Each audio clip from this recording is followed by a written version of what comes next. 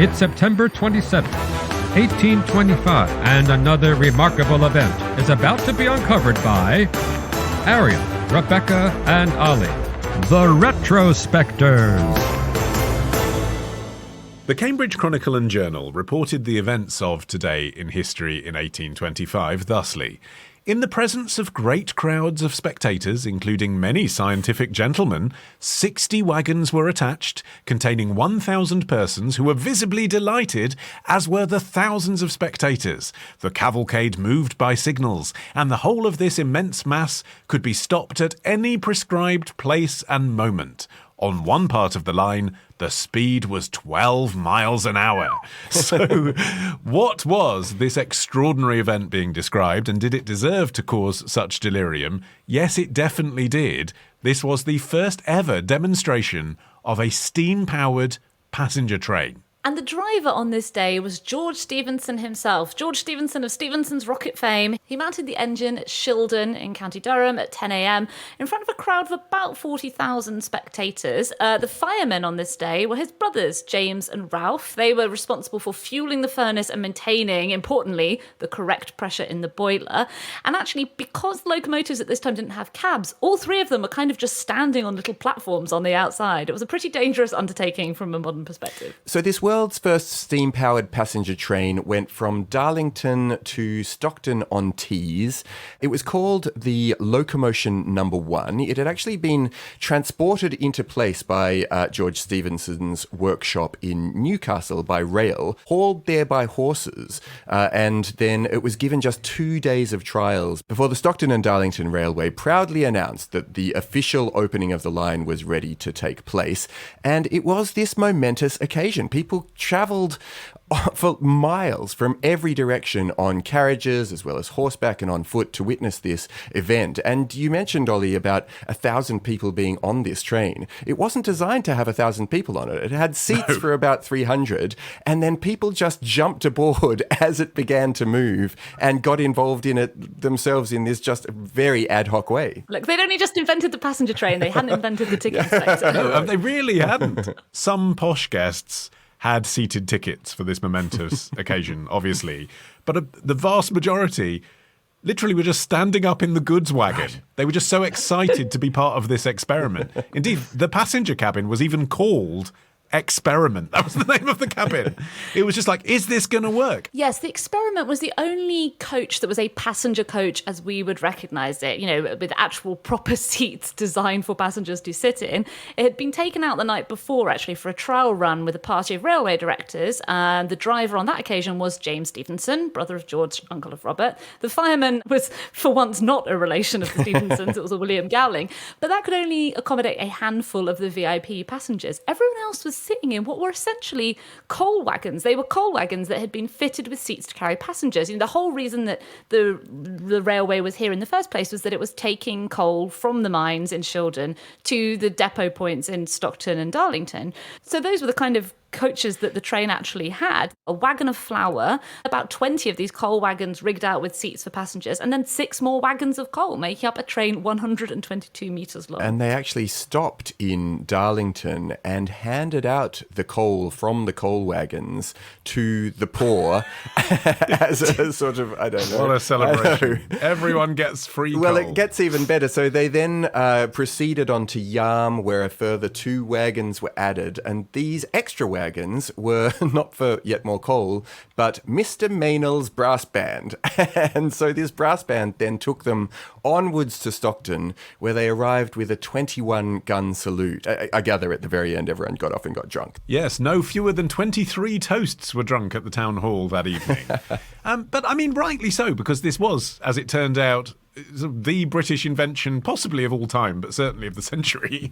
I mean, everything changed after the passenger train, didn't it? We had a commuter class, we had bigger companies develop, not least the train companies themselves, and the accompanying trades unions, who suddenly had real power because they could withdraw their labour, and if you can't drive the train, you can't get home. There was a boost in tourism to seaside towns, etc. I mean, it was, like I say, the landmark event, in a sense, of the century. And yet, this particular day that we're commemorating does get forgotten a little bit in train history, because although there were passengers on this train, as we've said, they sort of weren't really. like the first actual railway line designed to take passengers and goods from the outset, safely from city to city, with a double track.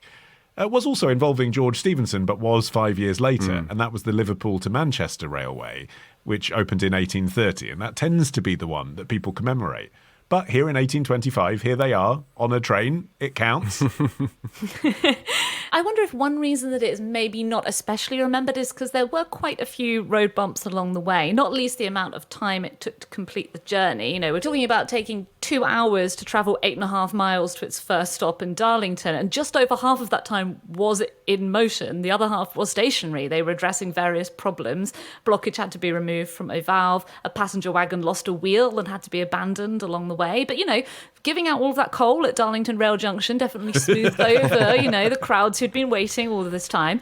You know, the 15-mile or so stretch of the second leg to Stockton went more smoothly, albeit there was a slight problem because the ground was very level, and this meant that at some stretches the locomotion was travelling at 4 miles per hour. There was also one injury. A man clinging onto the side of a wagon fell and had his foot run over, but that was really more on him.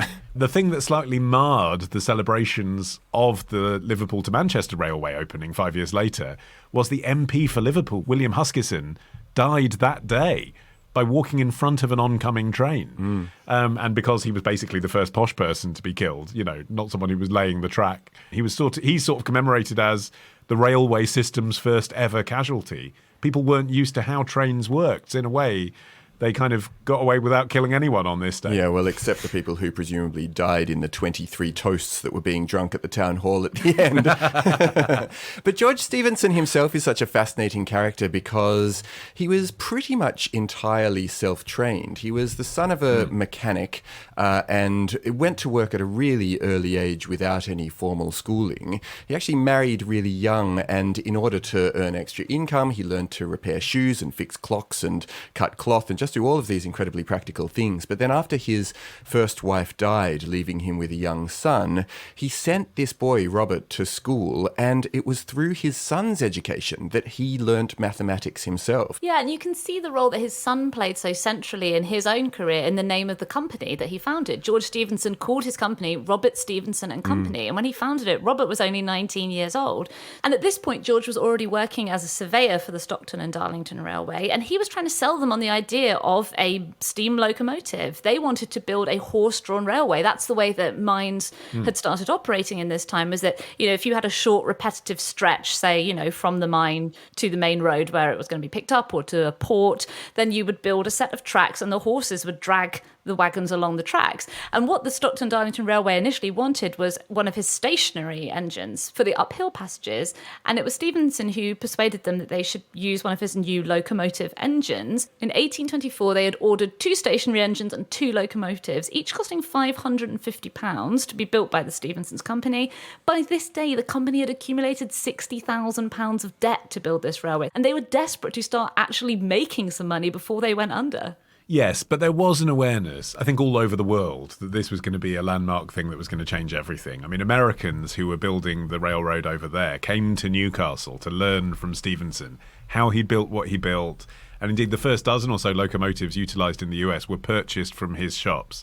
So there was obviously a big prize at the end of it, which is why private enterprise was able to build all of the rail track and railways in the UK, because they understood where it was going, even though they needed the consent of Parliament to do it.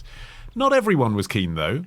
Wordsworth rallied against the steam railway coming to his beloved Lake District and wrote a poem on the projected Kendal and Windermere Railway, which is not one of the great romantic titles, which begins, "Is then no nook of English ground secure from rash assault?"